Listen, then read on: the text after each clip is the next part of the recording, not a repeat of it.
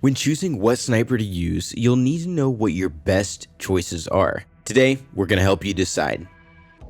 Hey everyone, and welcome to Call of Duty ProGuides, where we discuss all things COD and keep you updated with weapons, loadouts, updates, and more. My name's Scatter, and today we're breaking down some of the main sniper rifle loadouts to use, as well as some interesting stats about them in Warzone. Before we jump into the details, have you ever wanted to improve within a game, but you're not sure how to start? At ProGuides, we have coaches that can help teach you how to improve, so use the link in the description or head over to ProGuides.com to elevate your game. Sniping is one of the main weapon classes to use within Call of Duty Warzone simply because of how large the map is. It's nearly impossible to get long-range kills with anything other than a sniper. If anything, a sniper will be your best bet to confirm a 300-meter kill or farther. With Call of Duty Black Ops Cold War adding its weapons into the game, there are now a total of 9 snipers compared to the previous 4. However, with Warzone, it isn't as simple as choosing a sniper loadout. Due to how the weapon classes are set up, some of the marksman rifles are more equipped to handle long-range fights. The most famous sniper in the game is actually a marksman rifle, and I'm sure you know what it is, the Kar 98. When it comes to choosing a sniper to use in Warzone, there's a lot to consider. You'll want to look at the range, damage, and especially the mobility. Warzone supports all styles of play, however, most players like to be as fast as they can. Battle Royales in general have RNG, which makes up a large portion of the game mode. If you don't know what RNG means, it stands for Random Number Generator. This is an algorithm that produces random numbers to determine factors like loot spawns, in-game events like the jailbreak, or the gas and zone paths. Because of all these factors, the Kar 98 has easily won the award for the most used sniper in Warzone. Before we move on, comment down below what your answer is to the question of the day. Do you snipe in Warzone? If you're watching this video, I'd like to think you are sniping or at least interested in it. I personally like to snipe in Warzone because you can't beat the time to kill. The satisfaction of hitting a snipe from afar is one of the best feelings. However, if I end up playing trios or quads, I usually put away the sniper because you really need more bullets at times. To decide which sniper to use, you'll need to know the main choices. We're going to try narrowing it down, but if you have any questions, please leave them down in the comments below. We will be bringing up stats, so be sure to check out the source article listed below for lots of more fantastic and detailed weapon statistics. As of right now, it looks like the main snipers to use are the Kar 98, SPR, HDR, Tundra, Swiss K31, AX50, Pelington, and the ZRG. The first two things to know are that the SPR and Kar 98 are marksman rifles, and then the ZRG and the Swiss K31 are newer weapons added to the game, but some of these stats may surprise you. As you can see from the screenshots, we compared the base stats of each of the 8 main loadouts, and there are many differences. From my tests, it seems like the range stat was based off of the scope automatically provided on the sniper. This would make sense because the Tundra zoomed in the farthest and the Kar 98 didn't have a scope, so it had the lowest range. So for now, the main things to focus on are damage, fire rate, and mobility. We're also ignoring control and accuracy because from what I found, it seems like the accuracy is based on hipfire and control is supposed to be recoil, but from the statistics, the ZRG should have the most recoil, but instead it seemed like the Tundra or HDR did.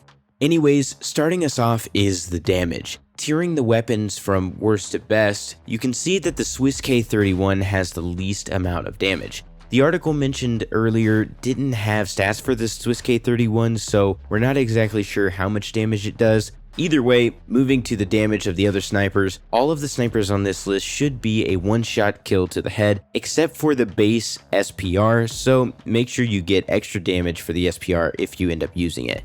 The rest of the tier is pretty accurate with some discrepancies here and there, such as the Tundra and the Pelington.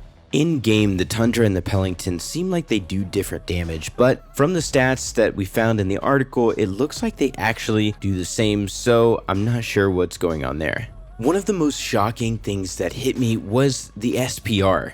Even though it only deals 186 damage to the head, this marksman rifle does the most damage to the chest out of any of the snipers or marksman rifles from Cold War or Modern Warfare. But their weak spot is that this is only from a close range. After analyzing the statistics, I was impressed to see that the best sniper in terms of damage is actually the ZRG. It has the slowest ADS speed by far compared to all the other snipers, but may just be the way if you're looking to deal damage.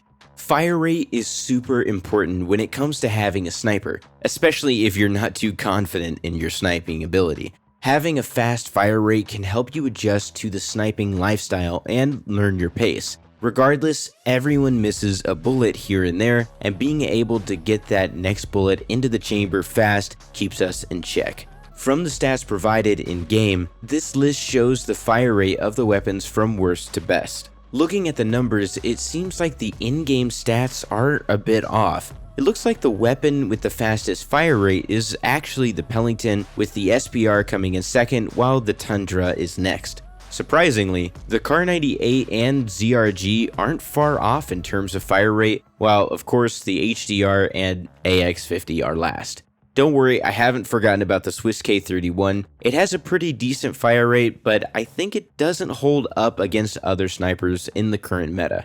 The last factor to look at for a sniper is mobility. From what I can tell, it looks like the Swiss K31 comes in first as the sniper with the highest mobility. Obviously, the Kar 98 and the SPR will follow after the K31 because they are marksman rifles. I think if Call of Duty had them as the slowest, then they would have been in the sniper section instead of the marksman rifle section. The rest are in order as you see on the screen, with the Tundra having the lowest mobility. Please note that these are based on their base weapon and can be changed. All of these weapons will have some pros and cons. If you're looking for what to use during Warzone matches, don't worry, here are the loadouts to use. Feel free to change up the classes to your own liking, but hopefully we can help you get started. The Kar 98 is one of the best snipers simply because of the ease of use, speed, and damage it can deal at such a fast rate. The base of the weapon isn't too great, but with some adjustments it can hold its own within the realm of sniping. Most people already know, but in case you missed the most popular loadout in Warzone, the loadout to use for the Kar 98 is the monolithic suppressor, SynGuard custom 27.6-inch barrel, tac laser, sniper scope, and the stipple grip tape. Some players will replace the stipple grip tape with the F-Tac sports stock, but this is all a matter of preference. Moving on to the SPR, make sure to use the monolithic suppressor, SPR 26-inch barrel, tac laser, solo zero, SPR 28mm scope. Since this is a marksman rifle, you'll need to add a scope to compete at longer ranges. And lastly, the .300 Norma mag. You might be confused as to why we're not using the .338 Lapua mag, but it's because the .338 only ups the damage done to the stomach, so unless you have plans to always hit your opponent in the stomach, the .300 Norma mag will be the best. For the Swiss K31, use the GRU suppressor, 24.9-inch Tiger Team barrel, Raider stock, 7-round mag, and the Serpent wrap. This loadout should have you competing against the Kar 98, but make sure you're still aiming for the head. The fourth sniper is a little bit questionable, but to each their own. If you're looking for an AX50 class, then good luck to you. This isn't a bad weapon, but there are a lot of better choices over the AX50 in my opinion. However, if you want to use it, run the monolithic suppressor, SynGuard Arms Pro, tac laser, variable zoom scope, and the SynGuard Arms Assassin. Moving to the Cold War snipers, the Pelington is actually a solid build and competes well within the Warzone meta. For the class, use the wrapped suppressor, 27.2-inch combat recon, bruiser grip, fast loader, and the Serpent wrap. The second Cold War sniper is the Tundra, and this is a well-rounded weapon to use. For the loadout, use the wrapped suppressor, again, 29.1-inch combat recon, bipod, fast mag, and the airborne elastic wrap.